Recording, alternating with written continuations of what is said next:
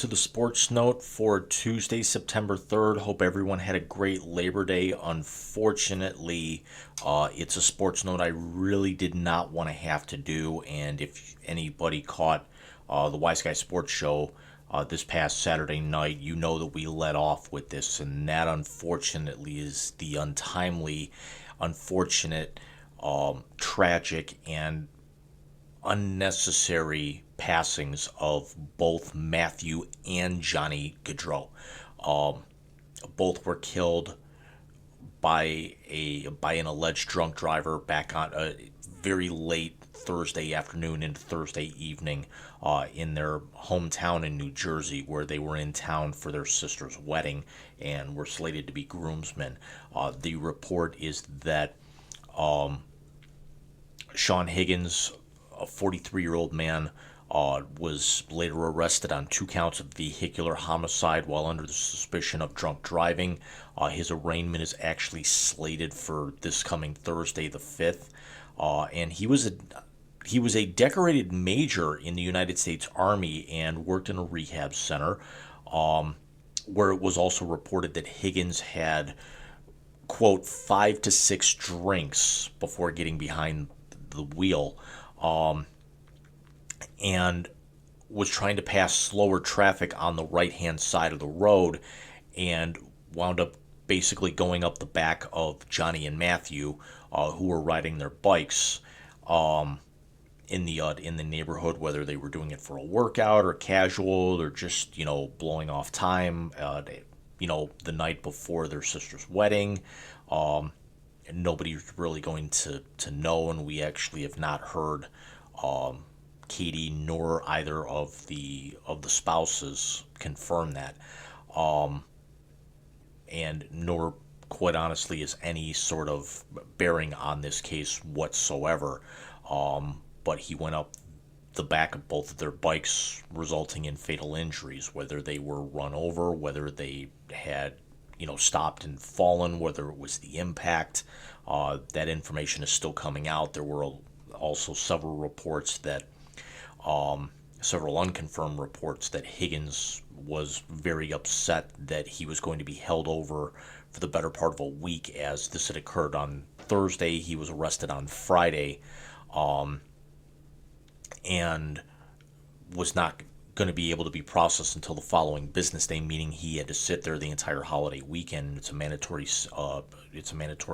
either 48 or 72-hour processing period for being held for something of this nature, which means he's not going to be released even if he makes bail by Thursday.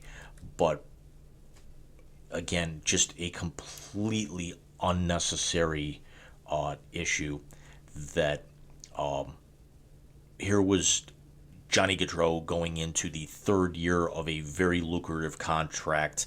It was a 7-year, $68.25 million deal that he signed with Columbus in the summer of 2022, after kind of turning the hockey world on its ear.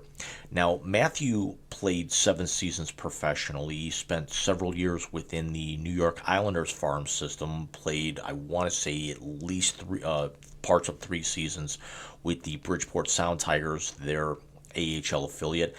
Johnny Gaudreau was a 4th-round pick, number 101 overall in 2011 by the Calgary Flames. Played his first NHL game after finishing his senior season at Boston College, where he was a 2-time Hockey East Player of the Year and also scored a goal in his sophomore campaign in the national championship game, which Boston College won. He was a member of a Beanpot Tournament champion BC team, which is a very prestigious trophy in the Northeast for NCAA hockey. Gaudreau then he signs a 3-year, $5.5 million entry-level contract for the 2013 through 2015 season campaigns with the Flames. Signs a 6-year, $40.5 million extension in 2016, and then after the 2021 season ends, you figure, what's going to happen with Gaudreau after the 2021-22 season comes to a close, and there were a lot of people thinking that Gaudreau wanted to go back home and play for either the Rangers, the Islanders, or his home state Devils. Well, the Devils didn't have the cap space, the Rangers didn't have the cap space, and the Islanders were coming fresh off of a very deep playoff run and had the cap space. And this was even before, I want to say this was just before the acquisition of Bo Horvath. As a matter of fact, I want to say that there's some truth to that, because they took a swing on acquiring Horvath when they missed out on Johnny Gaudreau, and he signs again that 7-year 68.25 million deal, which pays him about $9.5 million annually. And then the thought immediately became, if you're a Blue Jackets fan, what happens with Patrick Laine, who you got in a massive trade just the year before for J.P. Dubois. So they decide to run, Columbus decides to run with both of them. It does not work out well. The Blue Jackets finish at the bottom of the Eastern Conference both of those seasons, and Laine was traded to Montreal about 2 weeks ago for draft picks, and Columbus was going to put a lot of stock into running Gaudreau out there with last year's number 3 overall selection, Adam Fantilli, who had himself a very, very good rookie season. Finished, he was a finalist for the Calder Trophy, which eventually went to Connor Bedard of the Chicago Blackhawks. But unfortunately, now this means that this is going to be $9.5 million worth of cap space for the Blue Jackets, who now have more than $26 million in cap space. But it is the absolute last thing that any Columbus Blue Jacket fan or NHL fan or cap monitoring fan would ever want to think about. Johnny Gaudreau had 243 goals and 500 assists for 743 points in 763 regular season games between Calgary and Columbus. His best season was the 2021-22 campaign, his final in Calgary, where he scored 40 goals, 75 assists, and 115 points. He was an all-NHL first-team member. He was an NHL All-Star in 2015, 16, 17, 18, 19, 22, and 23, the last 2 years, again, both with Columbus. He was the 2017 Lady Byng winner after accumulating only 4 penalty minutes in 76 regular season games. He amassed, in his 3 years at Boston College, he scored 78 goals and 97 assists for 175 points and amassed only 53 penalty minutes in those 3 years combined. Matthew Tkachuk had actually been the head coach of their alma mater, their high school in New Jersey, in Gloucester City. It was Gloucester Catholic High School, and had recently accepted a skills coach position with a junior team in Westchester, Pennsylvania, and unfortunately, this has now ripped apart not only the Gaudreau family, but now the extended family, as Johnny had a young son and a young daughter, and Matthew's wife was slated to give birth in December, where Matthew was slated to turn 30 on December the 5th. This is again something entirely preventable, and that we see all too often. Mike and I discussed this briefly towards the end of that segment. This would be the equivalent of what happened with Jose Fernandez and the Miami Marlins a number of years ago, where your best player, who has the capability of not only being an all-star, but is one of the best players at his position in the entire league,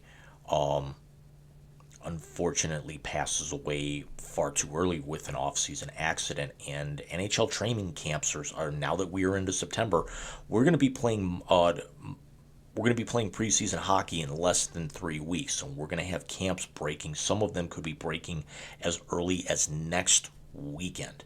And now the Blue Jackets have to go from possibly catching lightning in a bottle to try and contend for a wild card spot in the Eastern Conference. Certainly improve over last year's horrific campaign, and now have to dedicate the entire season to Johnny Gaudreau, because really at this point, if you're a Columbus fan, with the lack of talent that there is, and now your best player is gone,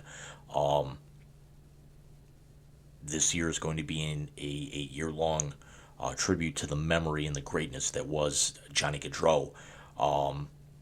You have to think the Gloucester Catholic High School is going to be thinking the same thing. You're probably going to see multiple tributes season long through the Sound Tigers organization for Matthew Gaudreau, and kudos to the NHL. This is not an easy scenario when somebody this high profile. When Kobe passed away, he had been retired for several years. When Jose Fernandez passed away,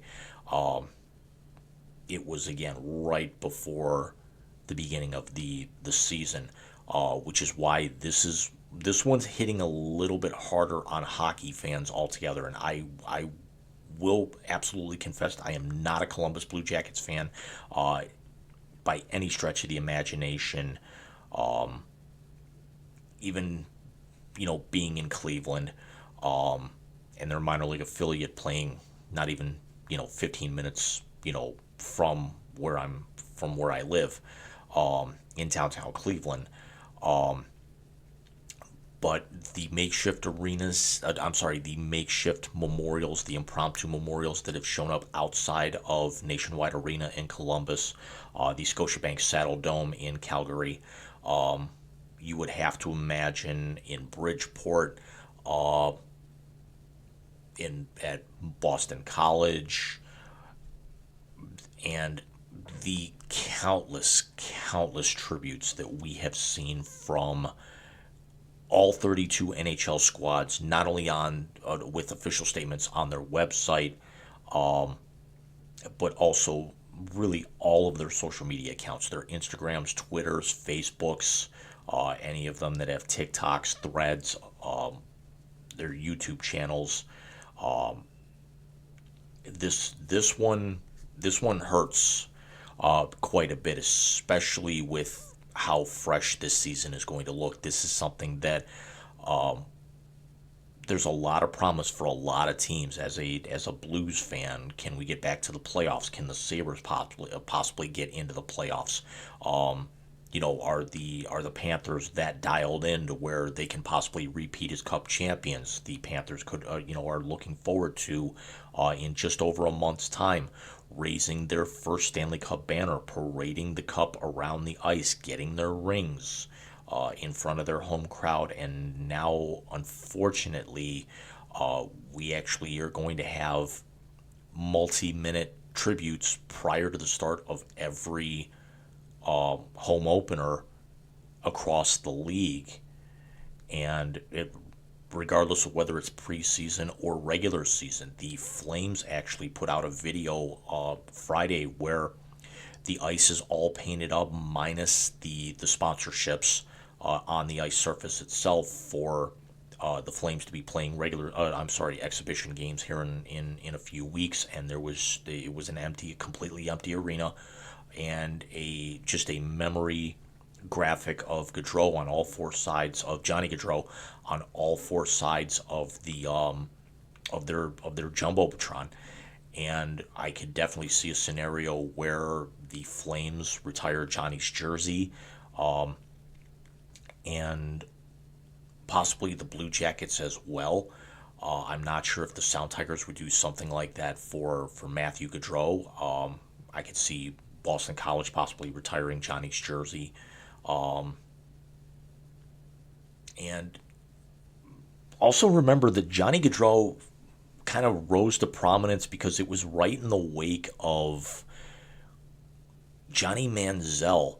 Johnny Manziel had actually come out and taken the college football world by storm, was drafted by the Cleveland Browns, was known as Johnny Football.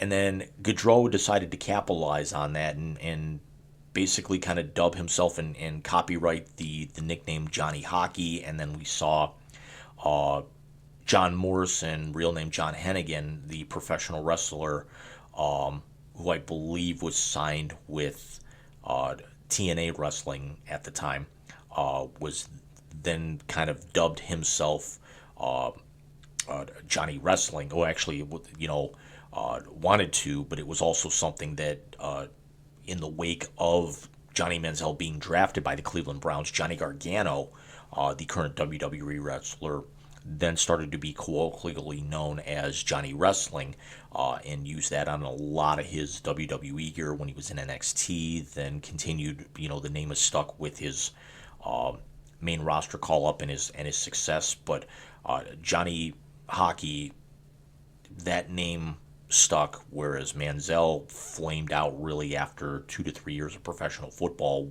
After one season, he was basically broken off by the Browns. But Johnny Gaudreau, definitely lived up to that name. Now, granted, the numbers had slid back his first 2 years in Columbus, because Columbus did not have a whole lot. You're not going to expect the same level of numbers in Calgary when you go to a bottom place team that's kind of been an afterthought for all but a handful of their 25 seasons in the NHL. And the Blue Jackets were actually coming up on that 25-year anniversary, and unfortunately now this is something that's going to be hanging over this franchise, not only for this entire season, but probably in the next few years to come. So let me know what you guys think. What was your favorite memory of Johnny Gaudreau? Do you have one of Matthew Gaudreau? What would you equate this to in terms of if someone were to pass away, or even if it was in a different sport, in terms of their star power? And I will be back with you guys very, very soon. Take care.